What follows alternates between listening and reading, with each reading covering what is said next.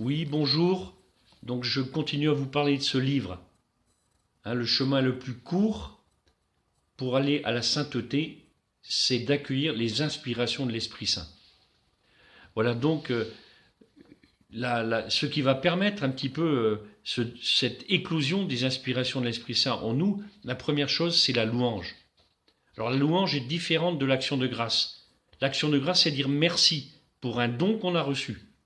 Alors que la louange, c'est remercier le donateur pour ce qu'il est.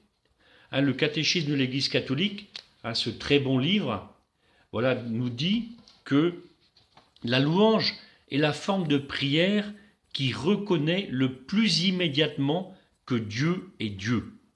Elle le chante pour lui-même, elle lui rend gloire, au-delà de ce qu'il fait, par ce qu'il est. Oui, la louange est la plus juste relation que nous puissions vivre avec Dieu. Il nous place automatiquement dans une relation vraie avec le Père du ciel.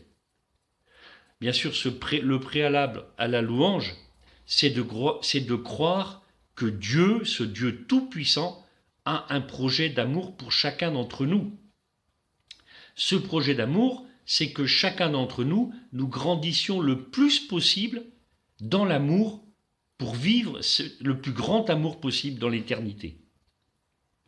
Non seulement la louange nous invite à croire que tout concourt à notre bien, mais cette louange permet aussi à Dieu d'agir de telle façon que tout concourt à notre bien dans notre vie.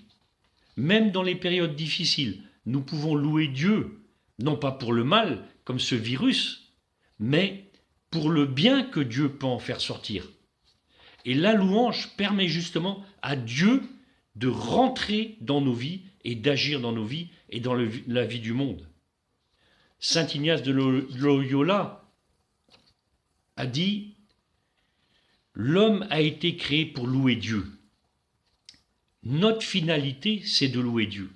Aussi, quand nous louons Dieu, nous sommes complètement ajustés à sa volonté qui lui permet d'accomplir son œuvre en nous. La louange est le moyen qui permet à la puissance de Dieu de se déployer dans nos vies. Dans Isaïe, nous lisons « Je guérirai mon peuple, je le consolerai en faisant éclore la louange sur ses lèvres. » La prière de louange nous libère de nos angoisses, de nos peurs. Elle libère l'action de Dieu en nous, tout simplement parce qu'elle nous situe à la juste place, à notre juste place devant Dieu. Frères et sœurs, n'hésitons pas à louer le Seigneur. Voilà, et je vous conseille des livres sympas. Celui-ci, qui est le meilleur livre que j'ai jamais vu sur la louange, c'est écrit par un Français. Voilà. Et aussi celui-ci, qui est écrit par un Américain, Carothers, qui est connu. Voilà, de la prison à la louange. Voilà, chers frères et sœurs, merci. À demain.